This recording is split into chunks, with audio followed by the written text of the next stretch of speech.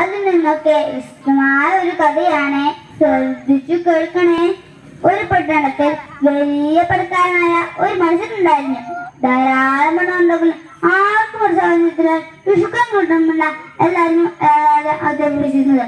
അദ്ദേഹത്തെ കണ്ടാലോ വസൂരിക്കറിഞ്ഞ വട്ടമുഖം, രണ്ടറ്റവും ചുരുട്ട് മേൽപോട്ട് വെച്ച കൊമ്പനീശ, ബൾബ് പോലെ തുറിച്ചു നിൽക്കുന്ന ഉണ്ട കണ്ണുകൾ. ഇതിന്നൊക്കെ വിശദമായ പിള്ളയെ കണ്ട കുട്ടികളോടി ഒളിക്കും. നമ്മളെ പോലെ ഇഷാണ്ട് പിടിച്ച് കരയുന്ന കുട്ടികളെ പോലും അമ്മ ശാന്തം നോക്കുന്നത് കുട്ടികളെ എന്ന് പറഞ്ഞാണ്. ഒരു ദിവസം ടീച്ചർ എല്ലാവരുമായി ചോദിച്ചു, നിങ്ങൾക്ക് ഭാവി ആരാണോ? എനിക്ക് ഡോക്ടറാണോ? ഓരോരുത്തരായി മറുപടി പറഞ്ഞു. രാജുവിന്റെ ഊരെന്നു. അവൻ പറഞ്ഞു, എനിക്ക് ഒരു ആഗ്രഹവും ലഭിച്ചു. എന്ത് ജോലിയാൽ സത്യസന്ധമായി മാത്രം ജീവിക്കണം, നല്ല വ്യക്തിയായിട്ട് ജീവിക്കണം. ഇത് കേട്ട ടീച്ചർ അവനെ അഭിനന്ദിച്ചു. നമ്മൾ സ്കൂളിൽ വരുന്നത് നല്ല ശീലം പഠിക്കേണ്ടതായിരിക്കണം. ഇതെല്ലാം കേട്ടു പഠിങ്ങിയ ബീനു ഒളിച്ചു എത്തി മെഡിക്കൽ പഠിക്കണം, ഒരു നല്ല ഡോക്ടറാണ്. പക്ഷെ അവനറിയാതെ അവന്റെ കണ്ണിൽ നിന്നും കണ്ണിന്റെ തുള്ളികൾ ഇട്ടിട്ട് വീണുകൊണ്ടിരുന്നു. അതിനുള്ള പണം എവിടെ? എന്നാലും അവൻ ഉറച്ചു തീരുമാനമെത്തി. അവൻ പഠിത്തത്തിൽ മിടുക്കനായി. മാസങ്ങൾ കടന്നു.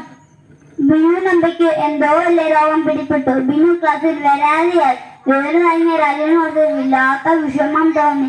അച്ഛൻ്റെ ധാരാളം വന്നുകൊണ്ട് അല്പം കോസ്റ്റ് ബിനുവിന് കൊടുത്താലോ? വേണ്ട, മോഷണം നല്ല ശീലമല്ല.